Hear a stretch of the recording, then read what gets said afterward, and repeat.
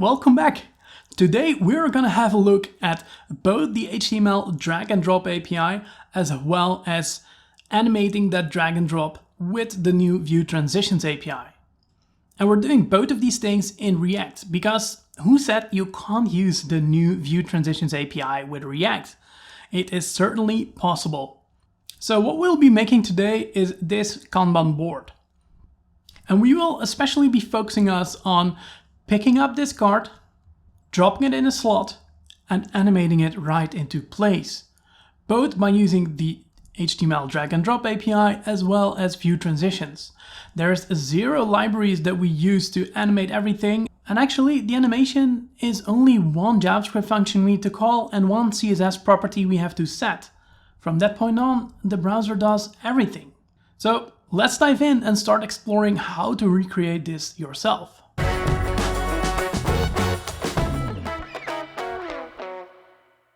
So as a starting point of today's video, I already went ahead and created this basic layout of the Kanban board. If you're interested in how I made that, there's actually a video part of the frontendfyi Pro plan linked down below where we actually built this together. So check that out if you want to know how I did that as well. But this is the starting point of today's video. So if we quickly open up our sidebar and go to our app component, you already see that there's quite a bit of code in here. The main thing you see is that we have a state where we get the initial card's position. Think of it like getting the data from an API and using that as the initial position.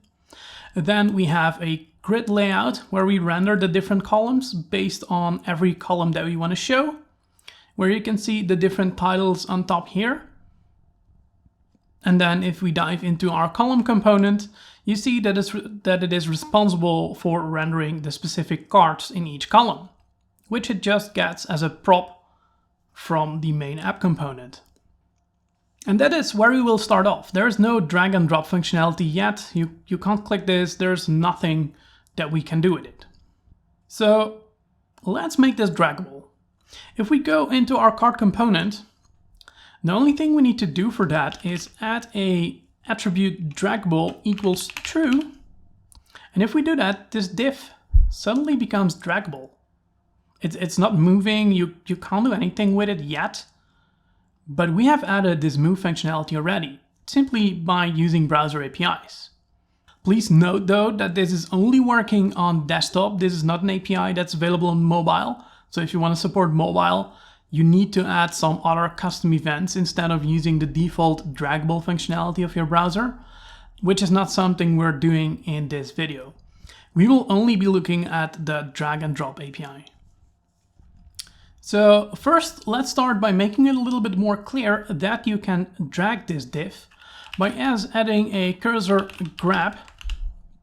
So that way you already see the hand. And one other thing we can do is, as soon as you grab this element, the active pseudo state of the element will get triggered by a browser as well. And that state we can style by adding an active class. And then, for example, add animate pulse, which is a default Tailwind class. But if we do that, you already see that the card that stays in place starts pulsing. So we know which card we're moving. And let's, for example, also add active cursor grabbing, which shows us as soon as we grab it, you see that the icon, the cursor changes into a hand that grabs. Okay, nice, these style tweaks, but let's add that drag and drop functionality. First, we need to know which card we are dragging. Now, the only thing that knows when it starts dragging is of course this card. And if we look at our app, you see that this app renders a column and the column renders a card. So if we would need to pass some sort of event back up to our app, we would need to pass a function 2 levels down. So instead of doing that, I actually want to create a very small store with Zustand where we will actually store the current card that's selected. So let's create a new file called boardstore.ts. And in there, we are gonna import create from Zustand.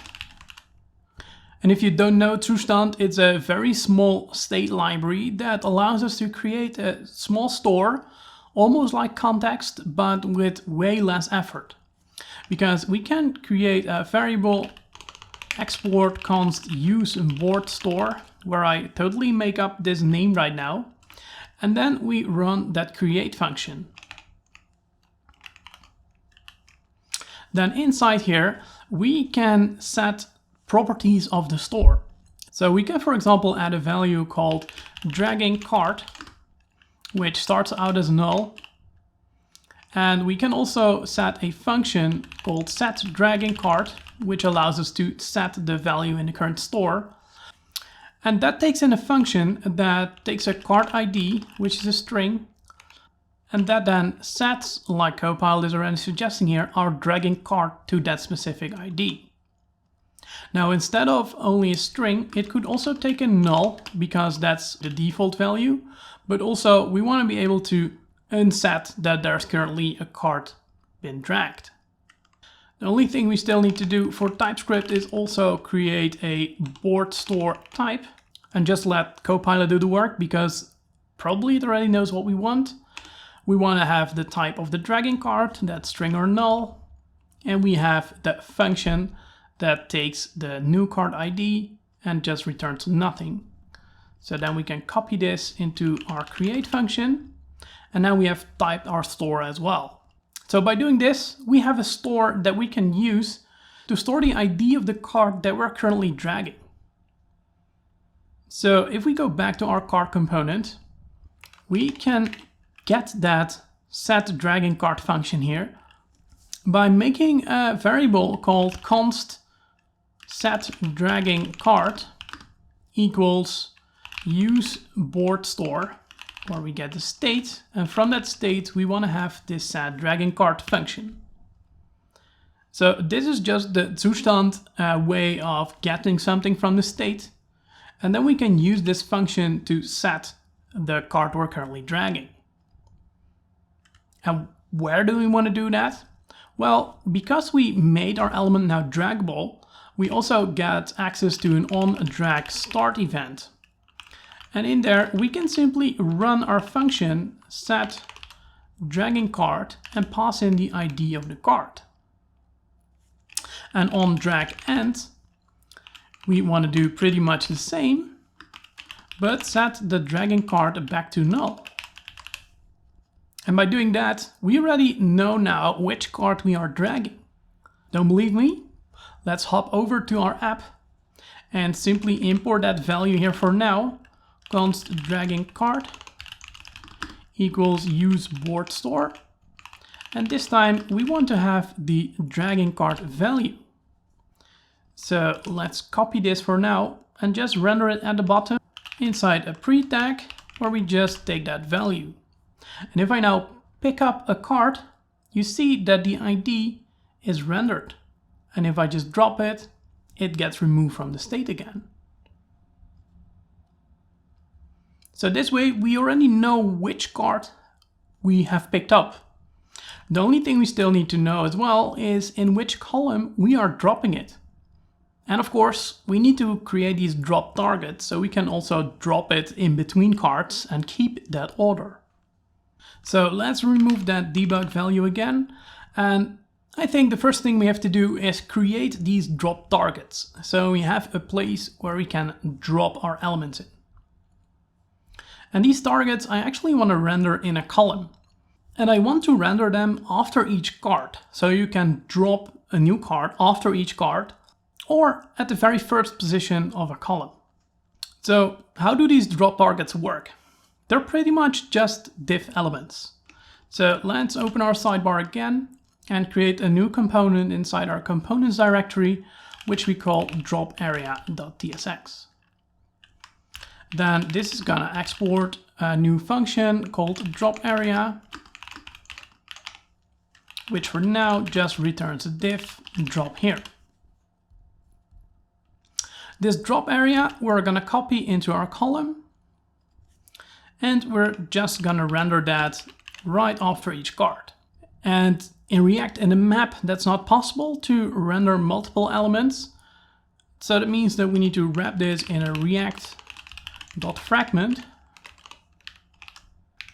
and then copy our key onto the fragment instead of our card and import a React from React. And then we can also import our drop area. And then you already see that we have the drop area right after each card. The only place where we also want to add it is right at the beginning. So this way we should be able to drop it at every position, at least if we add some handlers in a minute. But these are all the places where we are able to drop our card. So let's add some functionality to these drop areas first. If we go into our drop area, there's a few handlers we can attach on here as well.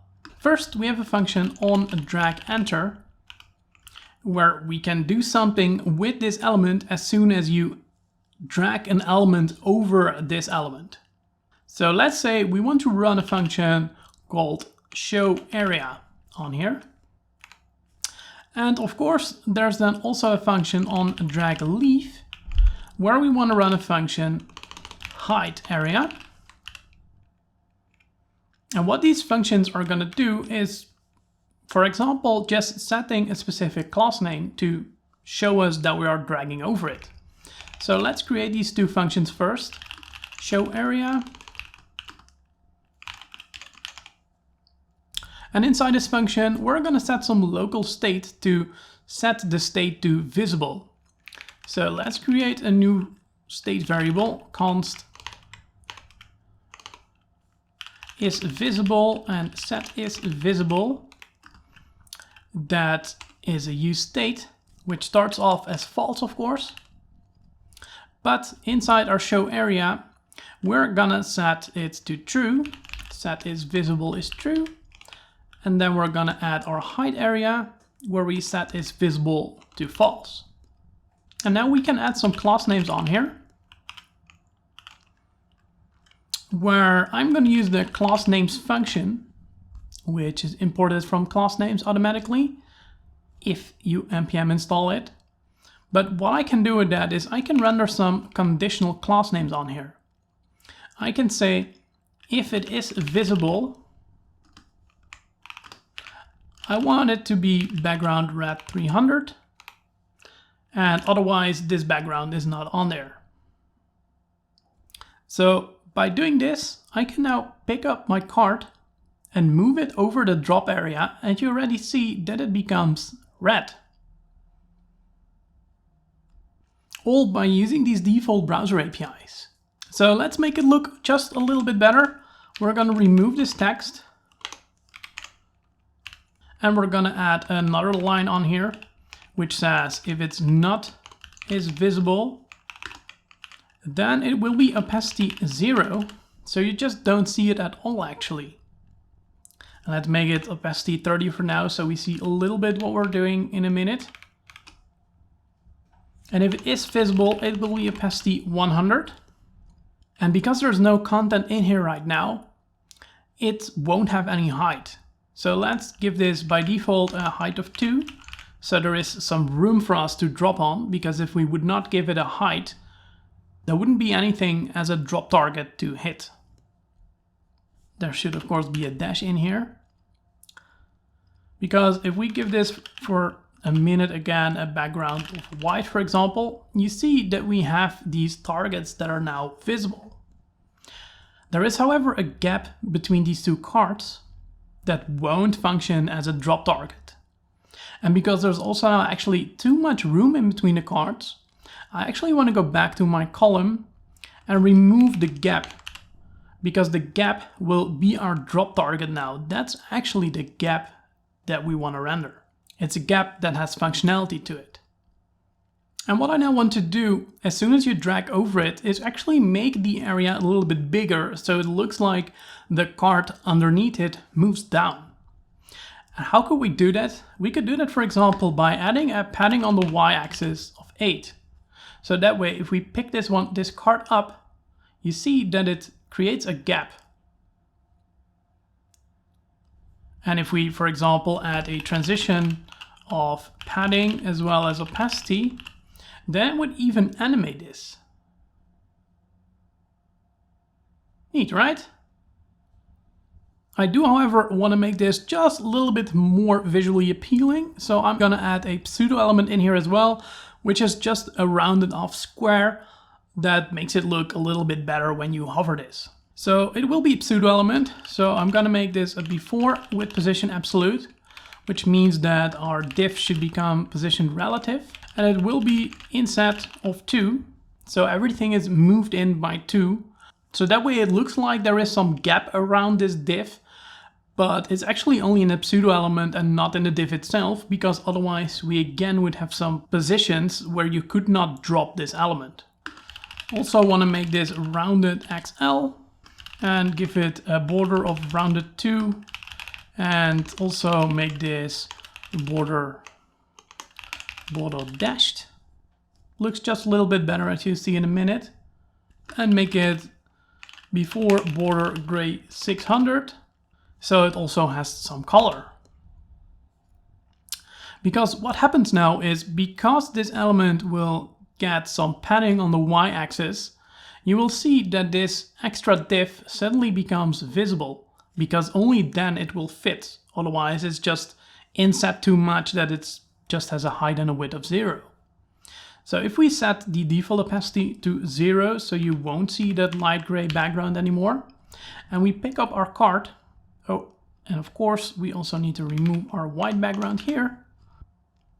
But if we then pick up the card, you see it's still not working. And that is because I made a typo, because it shouldn't be rounded 2, but I wanted border 2, because it has a border width of 2 pixels. And if you then pick it up, you see that we suddenly have this drop target that just has an outline. And maybe I want to make it a little bit more apparent. So let's make the border 500 and give this a before background of gray 600. So if you then pick up a card, the slot is just a little bit more visible. So now we have these positions where we can drop our card. It's finally time to also make sure that we can move them from one column to the other. So that means that if we drop our card on this area needs to notify our app somehow so it can update the local state. So that means that our drop area needs to get an onDrop function. So let's create a type called drop area props, where we add our onDrop function, which we have to call in a minute. So this drop area props, we then add to our props of the component, so we can extract the onDrop, which we need to call in a second. If we pass that to our drop area, that means that our column component needs to somehow call that function. So let's add that to our drop area by adding onDrop and then calling a function, which is probably also called onDrop, which the column then has to get from the app. So let's create a new function called onDrop. And that function needs to tell the app which column it has been dropped at, and also the specific index that it is put in. So that means that it gets a column, which is a columns value, as well as the index, which is a number. And that's the data that it has to pass to the app. So if we take that and destructure it into our props as well, then we go to our drop area component and we can call this onDrop by passing in the ID, which is the column. And then we're also, in this case, gonna pass in 0 because it's the top index, so it should be added as the top. And for all the other ones, we're gonna copy this onDrop as well, but we're gonna use the index of our map here, which is the second argument in our map function. And because that also starts at 0, we need to add 1 to our index because we want to insert it right after. Now we have the onDrop function in our column as well. We still need to go back to the app and also pass in the onDrop function here as well, so the column knows what to do. And that function we still have to define in our app. So let's create a new function called onDrop. And that also takes in the column, which is a column, as well as the index, which is a number. And then we need to do something with this. And I think the reordering of these cards is something that's way beyond this video. So I actually already prepared a small utility that does this reordering for us. If you're interested in it, you can find it in utils. And I tried to add as many comments as possible to this, so hopefully it's clear what it's doing. And it's probably not the best solution to this, but at least it's functional. So what we then need to do is, first we need to check if there is no dragging card. Then we need to return here because there's nothing we can update. The user isn't dragging anything. But if they are, we can run this utility function that gives us new cards. And then we can run this new utility move card to column, where we pass our current cards from the state. Then the card ID we want to move, which is our dragging card. The column we are moving it to. And finally also the index. And these new cards we can then set in our state by running setCards with new cards. And this onDrop function we can then pass to our column. So now if you drop one card on the other, this function will make sure to check the different columns and remove the card from one array and move it to the other of the new column at the right position. So it's not working yet because our drop area does not execute any code. But there isn't a lot to it anymore. There are still two event handlers we have to attach here. The first one is onDrop. And in that onDrop function, we can simply run our onDrop function. And we also need to run hide area, so we hide our drop area again. There is one more event though that we still need to call. And that event is onDragOver. And what we need to do here is pretty much tell the browser that we want to capture this drag event, that we want to do something with it instead of leaving it over to a different element. So that means that we need to capture this event and run event.preventDefault. Adding this is an important piece of the puzzle because this tells the browser that we are the one who wants to capture this drag event. So if we do that and start dragging this card over to the drop area and drop it, you already see that it's moved into the right column. If we move it back to the right, find that area, it's again moved. So that makes everything work. One small tweak I still want to do is make this drop area a little bit bigger if there's only one card or no cards in the column actually. So it's a little bit easier to drop it. And we can do that by using the only pseudo selector and then making it, for example, height 32. So that way, if we move our card back to the left and then to the right, you already see that the drop area is just a little bit bigger, which just is easier to use. And with that, it's actually finally time to add in these view transitions. Because if we now move a card, it's still a little bit awkward to move it around and the animation is just not that smooth. And with view transitions, it is so easy to make it look really good. So let's add that next. So for the View Transitions API, it is important that you add a property view transition name to the element you want to animate. And if that name is the same between two different states, it will animate one element into the other.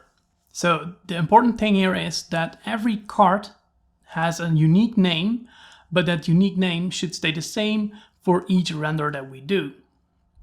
So if we go into our card, we can add a style tag, and then we can add view transition name on here. And that view transition name will, for example, be cart-id. So this way, if we inspect that cart, and then you see that every cart has a custom ID. That's always the same for a cart because the IDs are unique. So what do we need to do next to make this animate? Well, what you need to do is you need to call a function called document.startViewTransition, and that is a function that takes another function in it. And what you need to do inside that function is update the DOM. Any updates you do inside this function will get looked at by your browser, and it actually takes screenshots and then it animates one element into the other element. The issue is though, we can't simply add set new carts in here because React does things asynchronously. So once start view transition thinks it's done, it might not be done updating the DOM, or it might do it in multiple batches actually. So for that, we need to run a React function called flushSync, which also takes in a function. And that flushSync is imported from React DOM. And that tells React any updates to state we do in here, you should do them all at exactly the same time. So this way, everything happens synchronously and at exactly the same time, and the transition can happen like your browser expects it to happen. And if we then start to pick up a card and move this into position, you see that it just animates from one place to the other place. And there's no libraries we need to do this. The browser is just handling this by itself. The only important thing to remember is that you need to use the flushSync with React to be able to do this. But that's really the only thing we have to do to get this to work. Just use these browser APIs and you get all of the animations for free. It works just really well, right? That's the power of using browser APIs. And that's pretty much also the end of today's video. I really hope you again enjoyed today's video. If you want to see how I set up this HTML from the start, don't forget to check out frontendfyi Pro so you have access to these videos as well. But on top of that, thank you so much for watching again, and I hope to see you in the next video.